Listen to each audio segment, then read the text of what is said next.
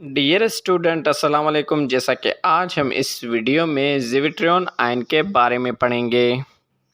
Amino acid के molecule में जब कार्बोक्सिलिक ग्रुप अपना हाइड्रोजन पॉजिटिव आयन ट्रांसफ़र करेगा उसी मॉलिक्यूल में मौजूद NH2 अमाइन ग्रुप को तो डायपोलर आयन बनेगा जिसको हम ज़िविट्रियोन आयन कहेंगे।